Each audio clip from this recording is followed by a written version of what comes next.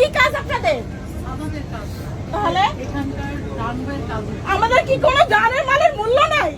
আমাদের অবস্থাটা দেখছেন আপনারা একটু? এটা কি আমাদের শাস্তি দিচ্ছেন আপনারা? আমরা কি আমাদের কি বিমানের টাকা কি কম নিছেন না আমাদের কাছে পেমেন্ট পাবেন? আপনি সাধারণ বলেন আমার কোনো দাম নাই না। টেকনিক্যাল রিজনে ইয়া করা হচ্ছে। এটা কি হচ্ছে?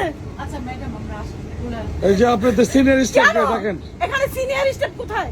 দেখেন কালকে থেকে আজকে পর্যন্ত তাহলে আমাদের কেন কোনো উনি খোঁজই আমাদের নেয় নাই। যাচ্ছে? কোনো কালকে খবর থেকে এই পর্যন্ত কোনো খোঁজও খোঁজ নেয় নাই। খবর কোনো কিচ্ছু নিচ্ছে না বাংলাদেশ বিমানে। 8:30টায় ফ্লাইটের কথা, সেখানে 9:40 এখানে বিমান ছাড়ার পরে এখানে এসে নাগপুরে ল্যান্ড করছে। বলছে যে ওয়েদারের সমস্যা, কোনো ওয়েদারের সমস্যা না, আগুন জ্বলছে তার জন্য এখানে ল্যান্ড করার পর থেকে কালকে থেকে এই পর্যন্ত কোনো আমাদের খোঁজ খবর নেয় নাই। আমার বিমানের যাত্রীরা প্রচন্ড পরিমাণে অসুস্থ, তারপরে কোনো খোঁজ নাই খবর নাই। কেন এখন এখানে 2 ঘন্টা কেন ল্যান্ড করবে? কি কারণটা কি? কোন ধরনের কোনো ধরনের সুযোগ সুবিধা নাই, কোনো ধরনের সুযোগ সুবিধা নাই। আমরা কি মানুষ না? খেতেও দেয় নাই, খেতেও দেয় নাই। আমরা প্রবাসী বলে কি তাই বলে আমাদের সাথে এরকমটা হবে?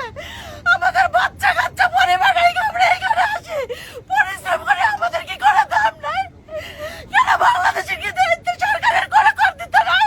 ডক্টর উনিস কি করতেছে উনি? কেন এরকম করতেছে আমাদের সাথে? আমাদের পরিবারের সাথে যোগাযোগ করতে পারতেছি না, এখানে না ওখানে না, কোনো খোঁজও নেয় নাই। কোনো ধরনের না। এয়ারপোর্টে বলছে রাখছি। দেখতেছেন তো। এখানে বাচ্চা অসুস্থ, মেয়ে মানুষ অসুস্থ, এই দেখেন আমার অবস্থা, আমার কি অবস্থা দেখেন আমার। আর অবস্থাগুলো ভালো না। প্রত্যেকটা যাচ্ছে, প্রত্যেকটা কেন এই ধরনের হবে?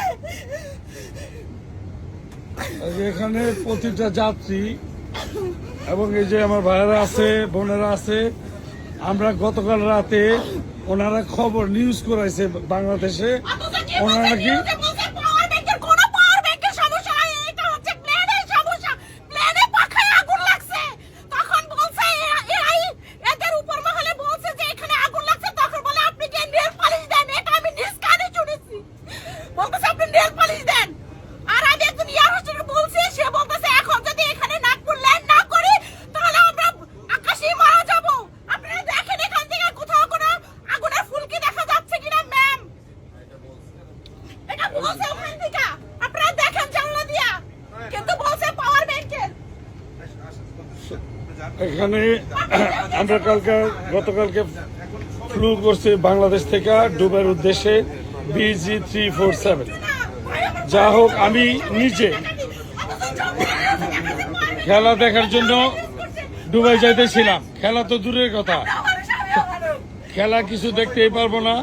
আর ওনারা বলছে যে ওনারা নাকি আমাদের ফুল সাপোর্ট দিছে এই নাগপুরে। না, এটা বলছে কিন্তু এই যে এটা বলছে ওনারা আমাদের ফুল সাপোর্ট করছে নাকি ওনারা। সাপোর্ট দেয় নাই, কোনো ধরনের খাবারও দেয় নাই, খাবারও দেয় নাই, accommodation-ও দেয় নাই, কিচ্ছু দেয় নাই। দেয় নাই। আমি নিজে মহিলা মানুষ নামছি, বলছে আপনাদের এয়ারলাইন্সের বলেন কি আমাদের এখানে কি ওয়াশরুমে পর্যন্ত দিতে দেয় নাই। যাকে হলো বাংলাদেশের বিমান যারা আসে, বাংলাদেশ বিমানকে বয়কট করেন, বয়কট করেন।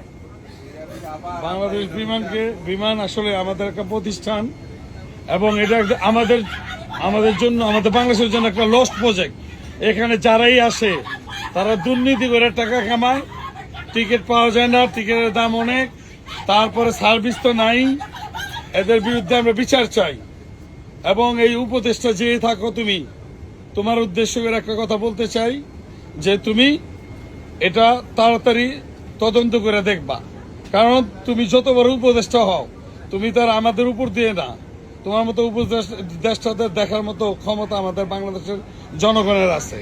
আমরা যে কোনো সময় তোমাদের মতো যে কোনো উপদেষ্টাকে দেখতে পারি। তো যাই হোক, আমরা এখনো এই রানওয়েতে বসে আছি নাগপুরে। ফ্লাইট থেকে